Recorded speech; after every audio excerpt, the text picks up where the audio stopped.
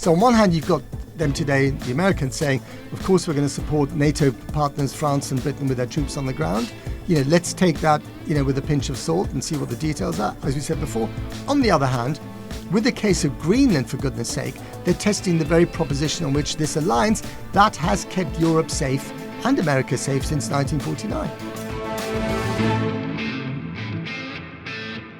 Hello and welcome to Trump World, the first of 2026. Happy New Year. Happy New Year. Happy New Year. Maybe we should rename the podcast Trump versus the World. That's a bit rich.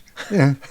Trump versus the world. But he's everyone's friend, isn't he? Everyone's friend, apart from all the people he doesn't like. Right. So let's be serious. It's been a bit of frisky beginning to the new year.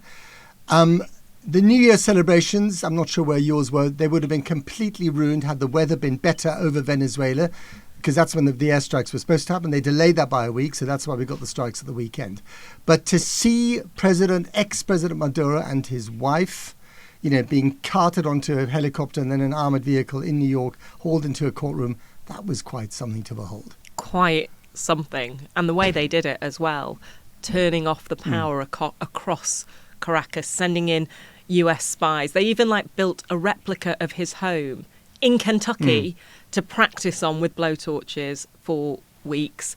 And yeah, it's been a kind of sharp return to work. I was in the UK, came back here, immediately divert to New York and a Brooklyn detention centre, a very big fall from, I don't know if grace is the right word for Maduro, but fall from being the leader of a country. And, illegitimate, given that he'd lost the last election. And the operation was incredibly smooth and it was brutal and it was swift, giving notice to the Western world, actually to any world. People are very queasy because this signals, as we've discussed in the last 24 hours, Trump being serious about the Monroe Doctrine, or as he likes to call it, the Donro Doctrine. Which we will come to, which is all about America being the big boss in the Western Hemisphere and, taking Trump more seriously. I was watching back when he addressed Congress in March last year, and he said, I want Greenland. And everybody, including J.D. Vance right behind him, laughed and laughed and laughed. Well, they are not laughing. Now we are taking Donald Trump very seriously after what we saw in Venezuela. But just before we talk about Venezuela, we've had a situation where in Paris, European leaders have come up with a deal that would involve boots on the ground in Ukraine. America sounded very positive about it, or should I say the Americans who were there, Steve Witkoff, Jared Kushner. Tell me about it. How significant do you think it is? Potentially very significant, if you can believe it, right? So again, I've talked to a couple of people about that this morning, and no one can give you a very, very firm steer of what's going on. But what might be going on is this, that on one hand, you've got, Trump with his Venezuela action, Stephen Miller, his Deputy National Security Advisor, going on CNN last night, basically saying, we want Greenland. We're going to be running Venezuela with our gunboats, with our fleet parked off the shores of Venezuela. If they don't do as they're told, we're going to zap them again. So this is basically the administration behaving like the Sopranos. And of course, you could argue that America has been intervening in Latin America and other countries for decades. But they tend to do it kind of covertly, a nudge here, a tweak there, an intervention there. But this is very brazen. It's very overt. So to get to these troops, I think if it all goes according to plan, and there's a massive if about whether there's going to be a peace deal at all, you can imagine a time when there is a peace deal, the Russians have to agree to it, there will be British and French and maybe other troops on the ground in Ukraine in these security hubs. What we don't know is how many, where will these hubs be? Will they be close to the Donbass front line, or what could then be a demilitarized zone? Will they be in the west of the country? And if the Russians crucially say no, and so far they've always said niet to any European group troops on the ground in Ukraine, would the Americans say, well, actually, we insist on this, or fine? Because as we know, with Trump, whoever talks to him last, he believes, and Putin is very, very good at unveiling himself into the mind of Donald Trump. I find the way Trump views Ukraine, or as far as we can tell, if we were being Donald Trump, head spinning, because he says one thing right out on one side and then he says one thing right out on the other side. Today, actually, not today, are we? We're yesterday. Yesterday, he gave a speech at the renamed Trump Kennedy Center that was so swaggering and so and boastful. Off script, off auto cue, and very long. A weave, yeah, exactly. And actually, it was quite symbolic, wasn't it? Because he's doing it in what was the Kennedy Center, named after a president who basically said that imperialism was the enemy of freedom. And in has come Donald Trump, rename the centre because he's thinking about his legacy. And a lot of people are using the word imperialism about what we are seeing around here. Now, I think there's this separation of the Atlantic Ocean, which is, I do think on Ukraine, he's obviously been much more hostile to Zelensky than, Joe Biden was. He still listens to what allies have to say. They still want to see a deal.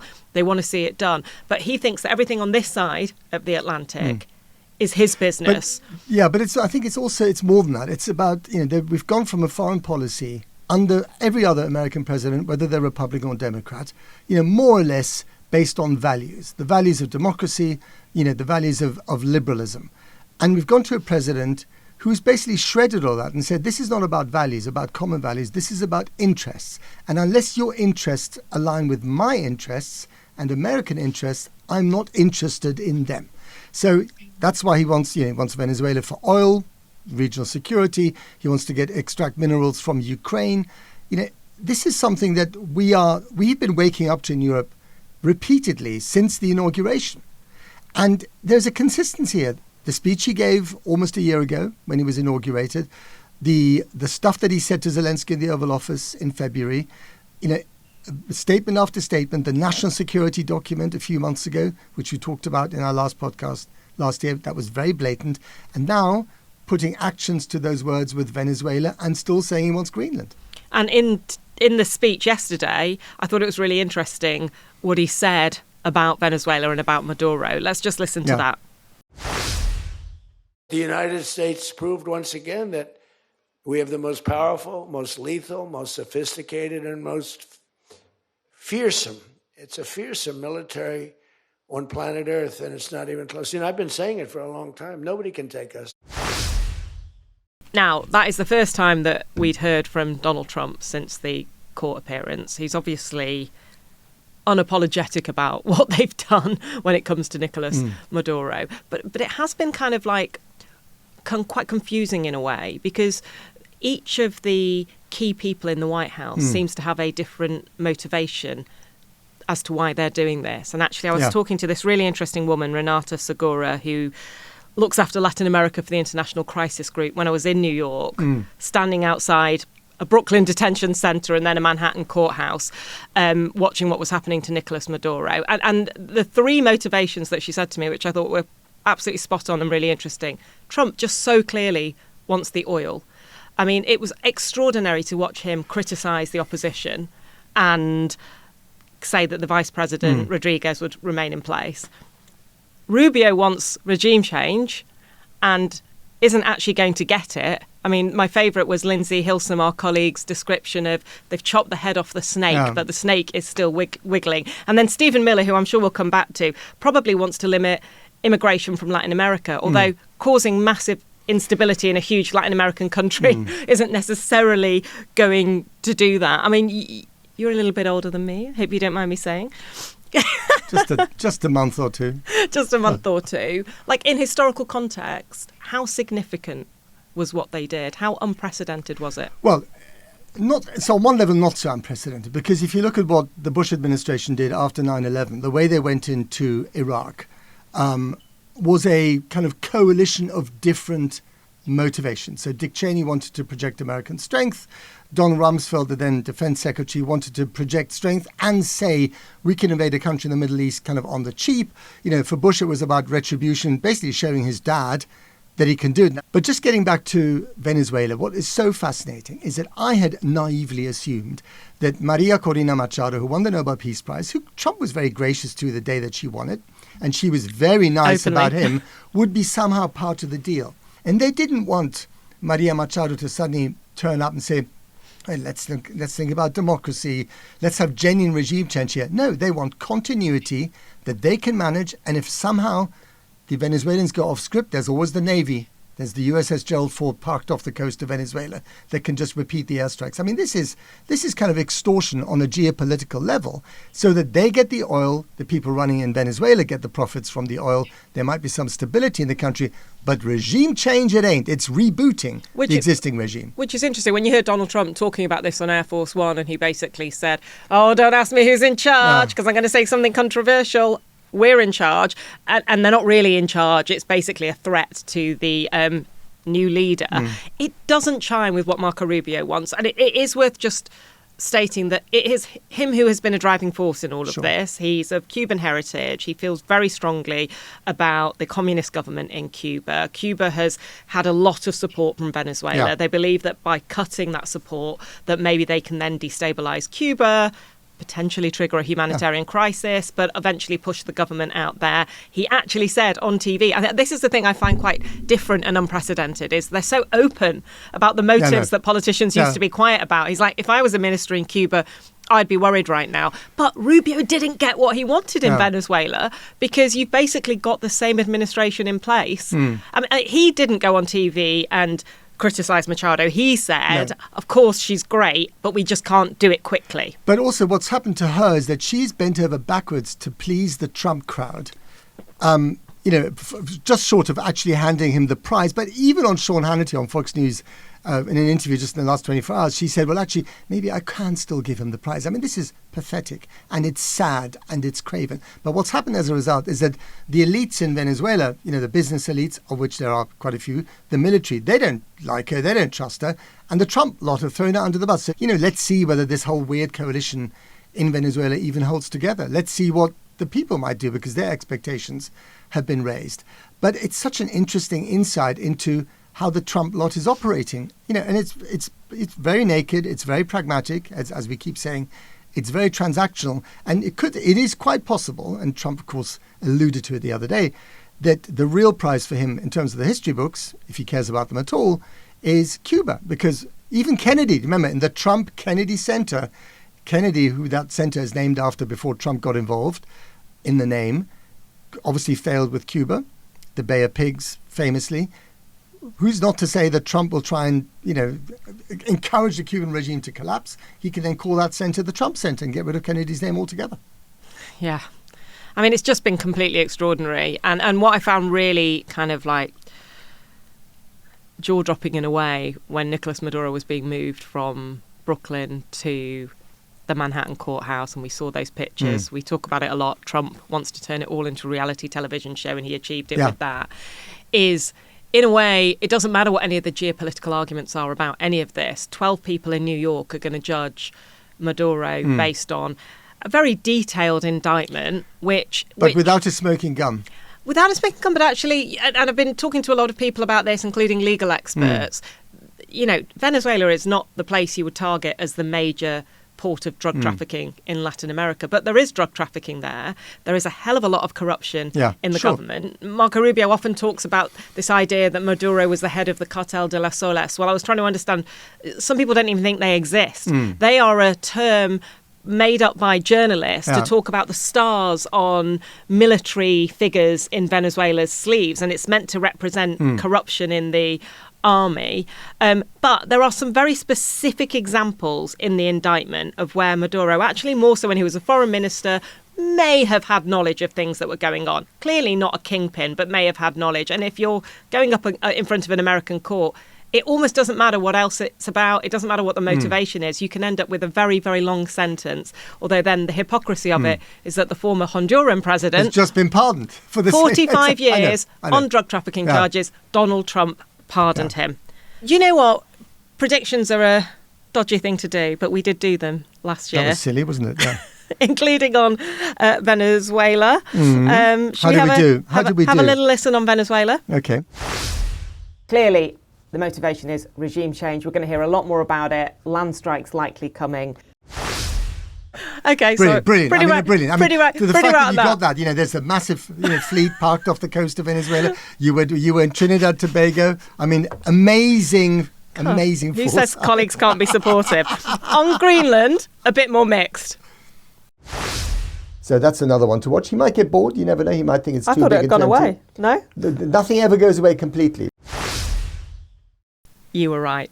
You were more right on Greenland. Keep it open. It's a nuanced thing. I'm never right about anything, but I think the point is that you've got to keep all those balls in the air, right? So on Greenland, I think the reason why we weren't that sharp on it is that it wasn't in the front of our minds because he hasn't talked about it for some time.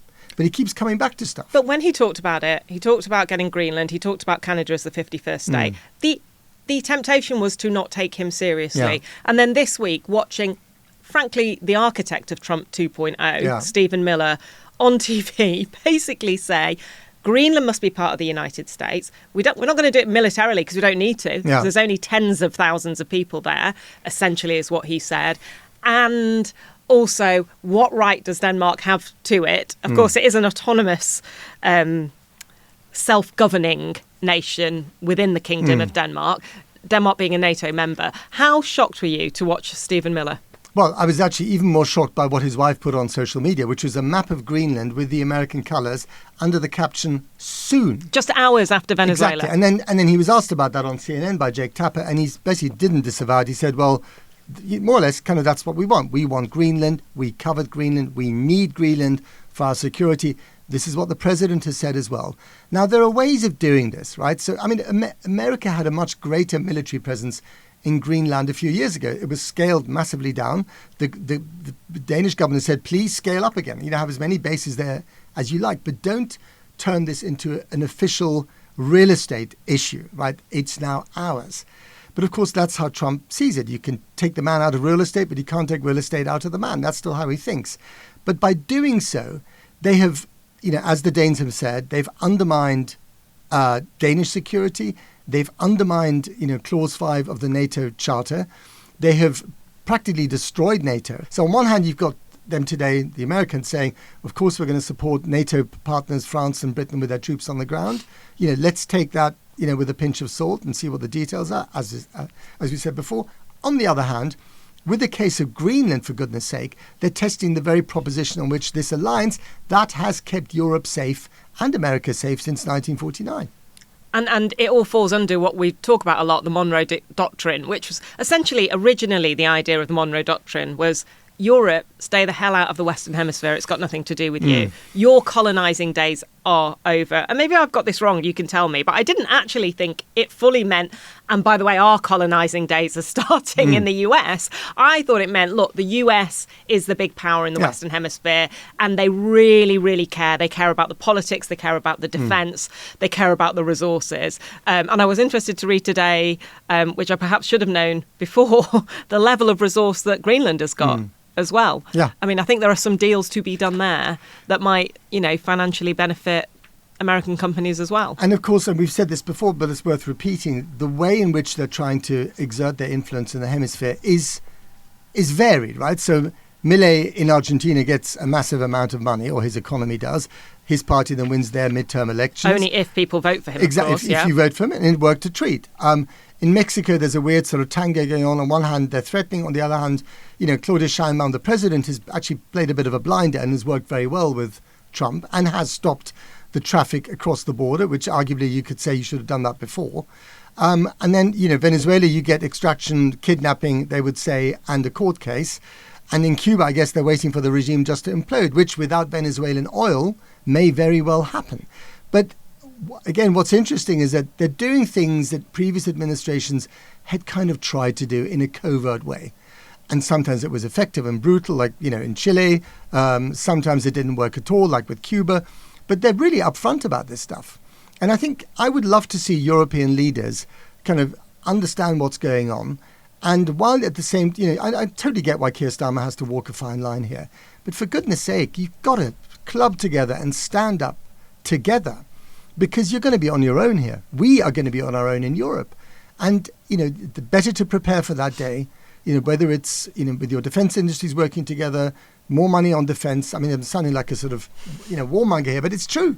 Because this thing could happen. This could unravel really, really quickly. I mean, Europe has spent months bending over backwards to suck up to Donald Trump. They've thought that was the right strategy to do. They have been a bit tougher this week when it comes to Greenland. I mean, I guess one thing I'm trying to grapple with and understand is, do former allies still matter at all in terms of Donald Trump? I mean, listening to his speech at the Trump Kennedy Center, he was sort of saying, people who respect me call me Mr. President. President Xi of China calls me that. Putin of Russia calls me that. They respect me. And then he went into this kind of amazing, and it's not the first time he's done it, but mocking of Emmanuel Macron, the French president, even mimicking his accent.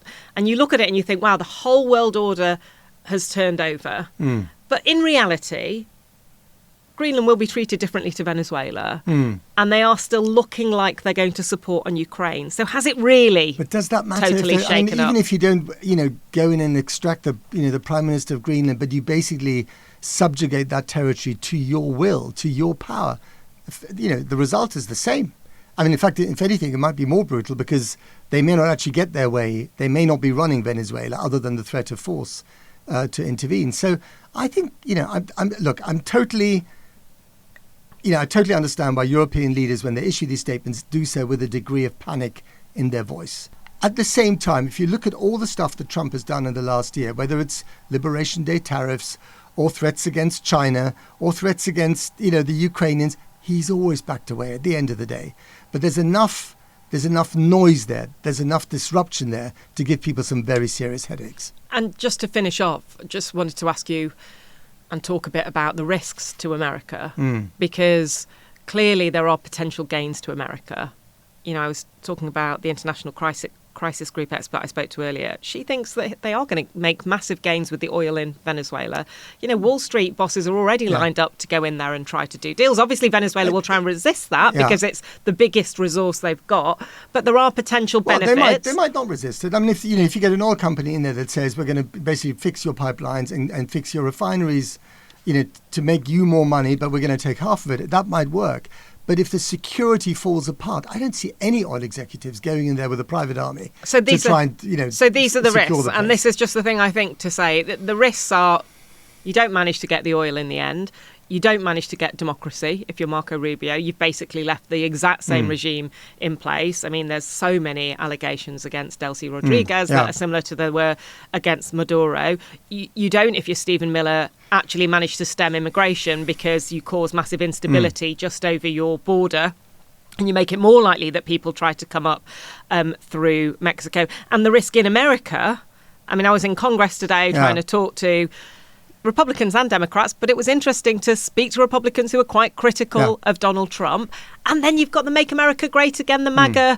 If you ask people who are in the kind of MAGA movement, the three things they really care about: America first, immigration, and not getting involved in foreign intervention. But I think precisely because Donald Trump is having problems, he's not done the thing that he primarily fixed he would do, which is, the cost of living crisis, affordability, they call it here. He was mocking the concept before Christmas. But what we have to also understand, I think, is that the more trouble he has at home, the more he's going to get addicted. The more he will be addicted to foreign power, the use of raw American power on the global stage. Even if he loses, I'm making another prediction here, very dangerous territory, even if he loses the midterm elections, which his party may well do, he's going to be more active on the foreign stage, bypassing Congress, as he has done so far, at his will, a strike here, a strike there, asserting himself. Because if you're president, sitting in the Situation Room, calling in those airstrikes, that must be fun for him, especially, And he doesn't have another presidential election unless he tries to have one. Although he did say this week that if he loses the midterms, then they will try to impeach him. Yeah, and actually that would be a gift to Trump, right? Because another impeachment without a conviction, and the Senate, as we know, those convictions have never happened before. Nixon resigned before there could be a conviction, which was inevitable. Clinton didn't get convicted. Trump didn't get convicted. Another impeachment going around that maypole yet again would be a gift to the Republicans.